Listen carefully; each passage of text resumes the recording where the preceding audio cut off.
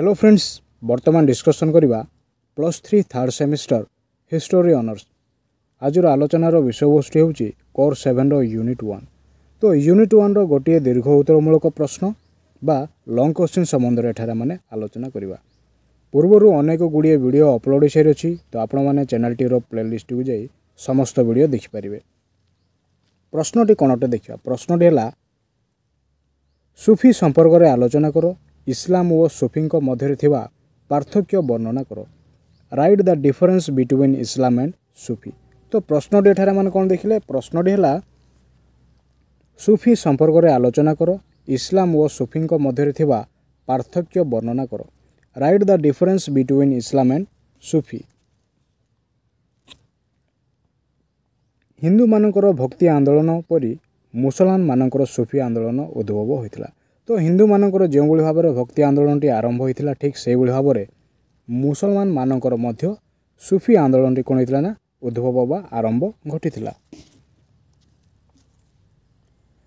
मुस्लिम धर्म उपर हिंदू धर्मर प्रभाव जो सूफीवादर विकास घटी। तो मुस्लिम धर्म उपर हिंदू धर्मर प्रभाव विस्तार करिथिबा हेतु कौन घटी ना सूफीवादर विकास घटी। सूफी ग्रीक शब्दर सोफियारू सूफी शब्द आनीत। तो सूफीवादर विकास घटवार मुख्य कारण कौन अटे ना हिंदू धर्मर प्रभाव हेतु सूफीवादर विकास घटी। तो सूफी शब्दर अर्थ क्योंठार आनीत होइछि। ग्रीक शब्द सोफियारू सूफी शब्दटी कौन होइछि ना आनीत होइछि। अन्य केतेकंक मतरे सूफीर उद्भव साफ शब्दरू आनीत होइछि। तो अन्य केतेकंकर मतटी कौन अटे ना सूफी शब्द कौन होइछि ना साफ शब्दरू आनीत होइछि बोली से माने कौन करंती मत पोषण करंती। सूफ बा भल वस्त्र परिधान करुवा मुसलमान सन्यासी बा फकीर माने होउछंती सूफी। तो एठारे माने कौन देखिले सूफ बा भल वस्त्र परिधान करुवा मुसलमान सन्यासी बा फकीर माने होउछंती सूफी। तो सूफी क्या को आम कहवा ना जो माने भल वस्त्र परिधान करुवा मुसलमान माने से मानक कौन कह जाए सन्यासी बा फकीर। तो यही मानक कौन बोली कह जाए थाए सूफी बोली कह जाए थाए। सूफीवाद इस्लाम धर्म परी पुरातन। तो सूफीवाद कौन अटे ना इस्लाम धर्म जो भाव में पुरातन अटे से भाव में सूफीवाद मध्य पुरातन अटे।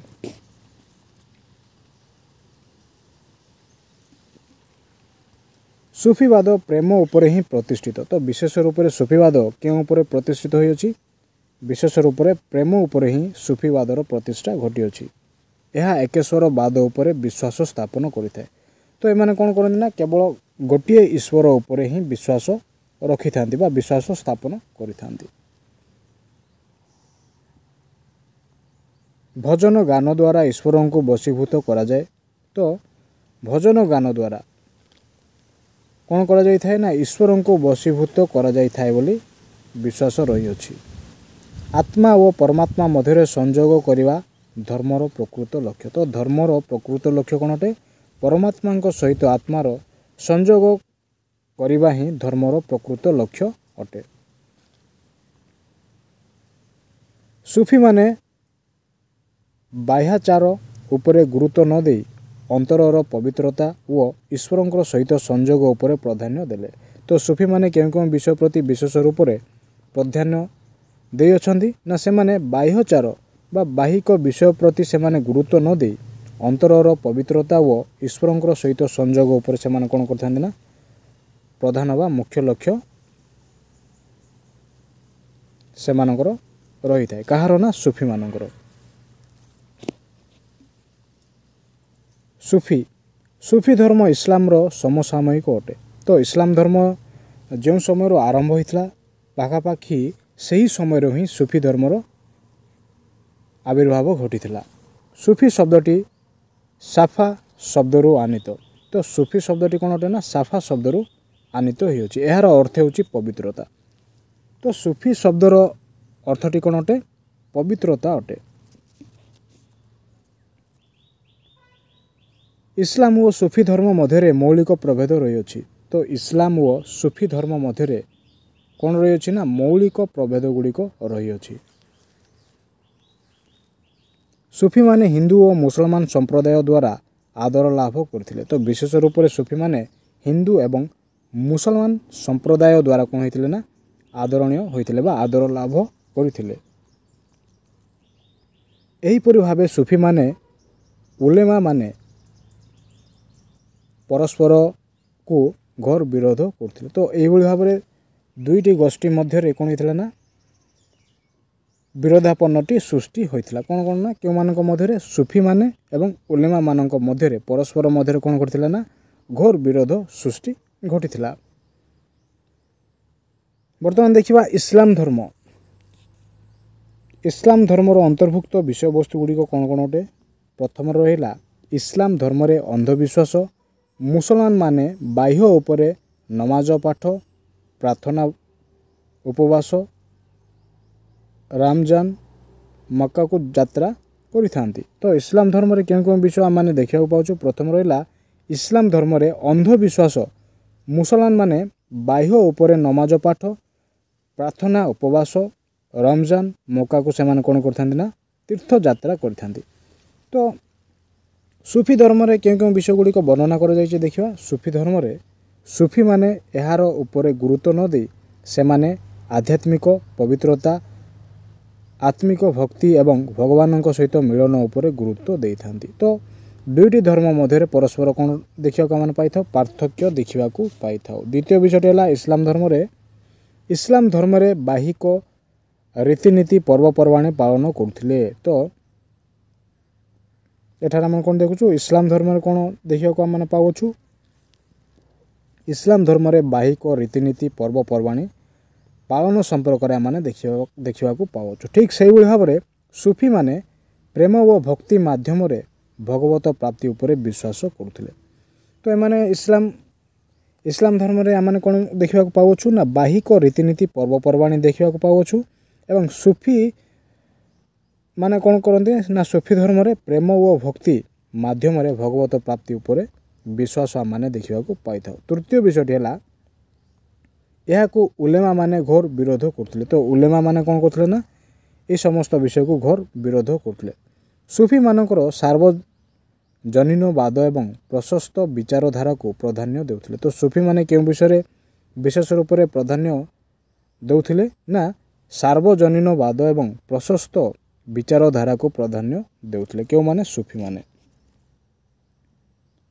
5 नंबर पॉइंट कौन अटे उलेमा मानकु सुफी माने संकीर्ण मना सुविधावादी स्वार्थ व तोषामदिया आख्या देइथिले। तो उलेमा मानकु सुफी माने क्यों आख्या गुड़िक देइथिले ना से गुड़िक होची संकीर्ण मना सुविधावादी स्वार्थ व तोषामदिया आख्या से माने देइथिले। क्यों माने उलेमा मानकु सुफी माने ए समस्त आख्या प्रदान देइथिले।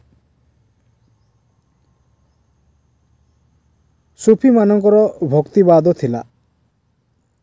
तो सुफी चतुर्थ विषयटी आम कौन देखिले सुफी मानकर भक्तिवाद थिला। षष्ठ विषयटी है सुफी मानकर मत थिला उलेमा माने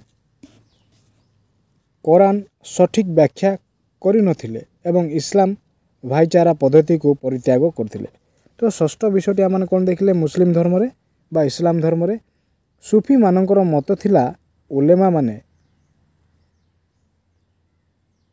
कुरान सठिक व्याख्या करि नथिले एवं इस्लाम भाईचारा पद्धति को परित्याग करथिले।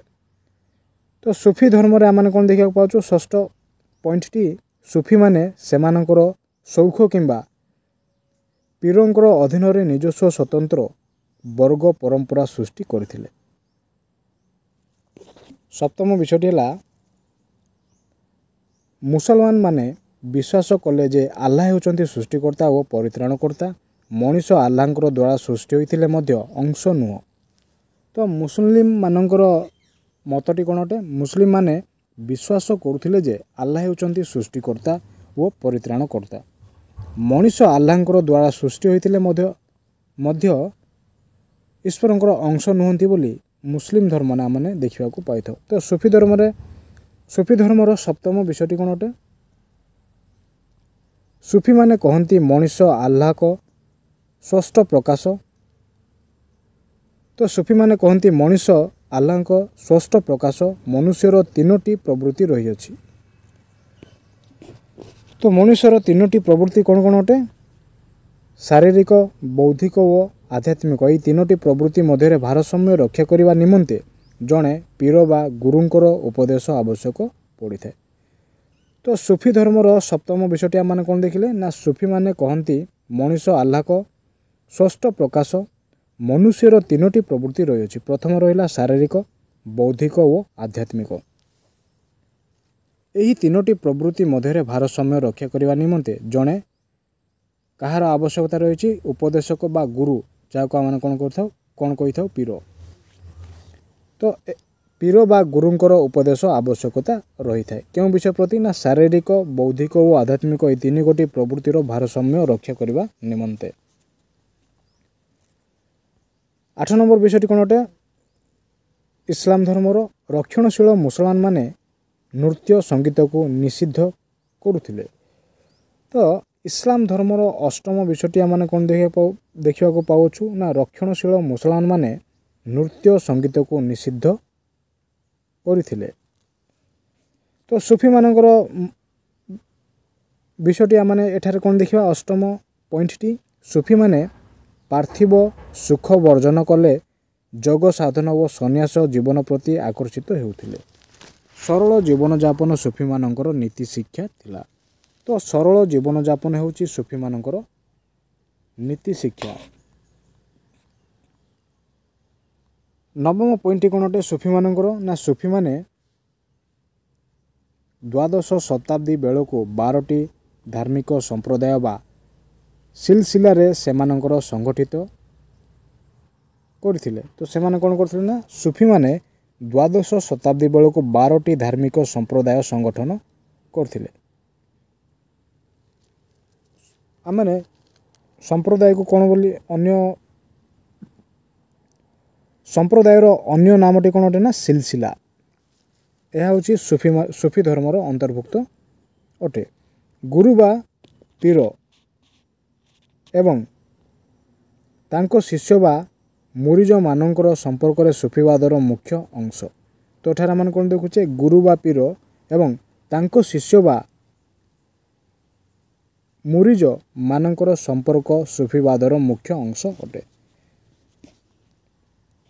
10 नंबर पॉइंट कौन अटे सूफी माने उदारपंथी थिले। तो विशेष रूप से सूफी माने कौन थिले ना उदारपंथी थिले। सूफी माने नृत्य संगीत को धर्म धारणार प्रधान अंग रूप से ग्रहण करथिले। तो सूफी माने कौन करथिले ना सूफी माने नृत्य और संगीत को धर्म धारणार प्रधान अंग रूप से ग्रहण करथिले। सूफी पीर मान को हिंदू माने भक्ति करथिले। तो सूफी माने कौन करथिले ना सूफी पीर मान को हिंदू माने कौन करथिले ना भक्ति करथिले।